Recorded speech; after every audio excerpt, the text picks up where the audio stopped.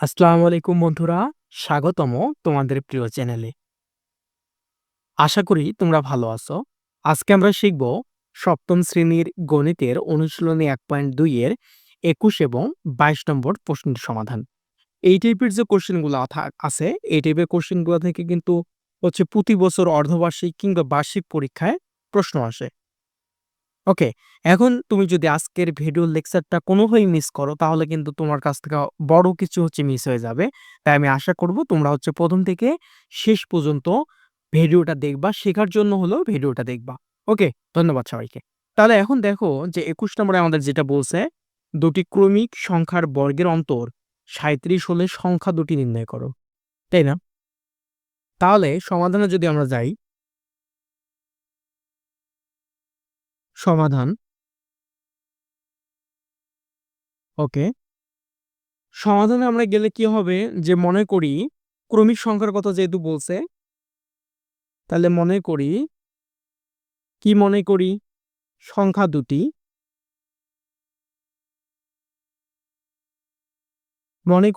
দুটি, একটা যদি ক হয়, আরেকটা কি হবে?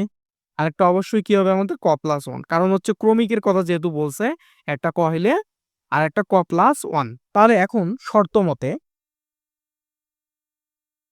তাহলে আমরা কিন্তু সংখ্যা দুটো পেয়ে গেছি, একটা হচ্ছে ক আর একটা কি ক প্লাস ওয়ান। তারপর বলছে দুটি ক্রমিক সংখ্যার বর্গের অন্তর, আপনি এখানে এক্সও ধরতে পারেন, যেটা খুশি ধরতে পারেন। বলছে দুটি ক্রমিক সংখ্যার বর্গের অন্তর, তাহলে দেখেন ক প্লাস ওয়ান একটা সংখ্যা, সো ক প্লাস ওয়ান, তার উপর বর্গ বিয়োগ আর একটা কি ক, ক স্কোয়ার, বর্গের অন্তর তার মানে বড় সংখ্যার উপর বর্গ বিয়োগ ছোট সংখ্যার উপর বর্গ, বর্গের অন্তর দেওয়া আছে আমাদের ৩৭। ওকে, তাহলে এখন দেখেন এইখানে যদি আপনি সূত্র অ্যাপ্লাই করেন, এটা যদি এ হয় এটা যদি বি হয়, তাহলে আমাদের সূত্র কি ছিল? এ প্লাস ডি, এরকম যে এ প্লাস ডি হোল স্কয়ার, সূত্র ছিল কি এ স্কয়ার প্লাস 2ab প্লাস কি বি স্কয়ার, তাই না?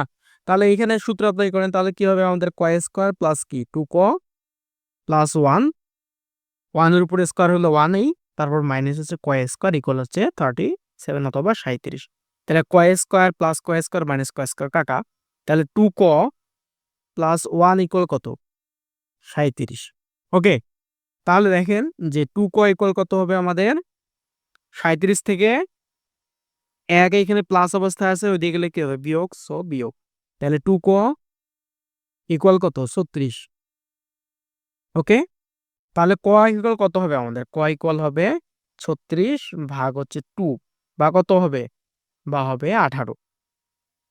তাহলে এখন দেখেন যে বলছে সংখ্যা দুইটা বের করো, তাহলে সংখ্যা দুইটা একটাকে ধরছি ক আর একটাকে বলছি ক প্লাস ওয়ান। তাহলে একটি সংখ্যা ক এর মান আমি কত পেয়েছি? 18। সো সংখ্যা দুটি একটা হচ্ছে কি ক, ক এর মান কত? 18, আর একটা হবে কি 18-র সাথে 1 যোগ, তাহলে কত? 19। অতএব সংখ্যা দুটি হচ্ছে 18 যোগ 19, সরি 18,19, এটাই হচ্ছে আমাদের অ্যান্সার। ওকে, তাহলে আসো 22 নাম্বারের ক্ষেত্রে। 22 নাম্বার আমাদের যেটা বলছে যে এমন দুটি ক্ষুদ্রতম ক্রমিক সংখ্যা নির্ণয় করো যাদের বর্গের অন্তর একটি পূর্ণবর্গ সংখ্যা, তাই না? সেম ভাবে আগেরটা আমরা যেভাবে সলভ করছি এটাও সেম ভাবে সলভ করব। এমন দুটি ক্ষুদ্রতম ক্রমিক সংখ্যা নির্ণয় করো, তাহলে ধরি কি ধরলাম? যে সংখ্যা দুটি,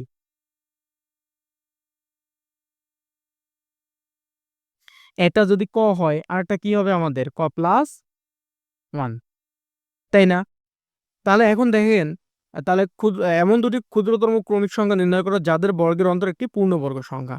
তাহলে দেখেন এই যে সংখ্যা দুইটা আছে এদের বর্গের অন্তর কত হবে? অতএব বর্গের অন্তর বর্গের অন্তর কত হবে তাহলে? তাহলে কি হবে আমাদের? ক প্লাস ওয়ান, তার উপর কি স্কোয়ার বিয়োগ হচ্ছে ক স্কোয়ার। এইটা কিন্তু হচ্ছে কি ক এর মানগুলো বের করা। তাহলে আমরা ক এর মান যথাক্রমে 1, 2, 3, 4, 5, 6, 7 বসে দেখবো যে আমরা আসলে পূর্ণবর্গ সংখ্যা পাই কিনা। যদি পূর্ণবর্গ সংখ্যা পাই তাহলে আমরা সেখানে স্টপ করব।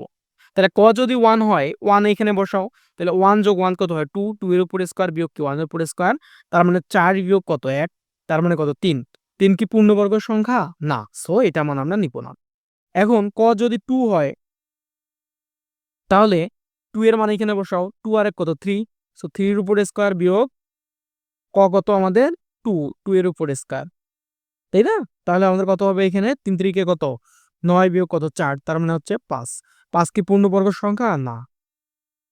ক যদি আমাদের ৩ হয় তাহলে কত হবে আমাদের? ৩ যোগ ১ তাহলে কত? ৪। ৪ এর উপর স্কয়ার বিয়োগ ৩ এর উপর স্কয়ার। তাহলে কত হবে? ১৬ বিয়োগ কত? ১৬ বিয়োগ হচ্ছে ৯। তাহলে আমাদের কত হয়? ৭। ৭ কি পূর্ণবর্গ সংখ্যা? না, এটা আমাদের হবে না। এখন ক যদি ৪ হয় তাহলে এখানে 4 বসাও। 4 আর ১ কত? 5। 5 এর উপর স্কয়ার বিয়োগ কত? 4 এর উপর স্কয়ার। তাহলে হচ্ছে ২৫ বিয়োগ কত? ১৬। তাহলে কত হয় আমাদের ৯। এখন ৯ কি পূর্ণবর্গ সংখ্যা? হ্যাঁ, ৯ পূর্ণবর্গ সংখ্যা। কারণ ৯ এর যদি আমি বর্গমূল বের করি তাহলে দেখেন ৯ কে ভাঙালে পাবো ৩ গুণন ৩। ৯ এর বর্গমূল হচ্ছে আমাদের ৩। তার মানে ৯ হচ্ছে পূর্ণবর্গ সংখ্যা। তাহলে ক আমি এখানে কত ধরছি? ক ধরছি ৪। অতএব সংখ্যা ২ টা কি হবে তাহলে? ক এর মান পাইছি ৪, তাহলে এটার মান কত হবে? ক প্লাস 1 কি? তার মানে 4 প্লাস 1 তার মানে কত? 5। অতএব সংখ্যা দুটি কি হবে? একটা হবে 4 আর একটা হবে 5। এটাই হচ্ছে আমাদের অ্যান্সার। আশা করি তোমরা বুঝতে পারছো। ওকে?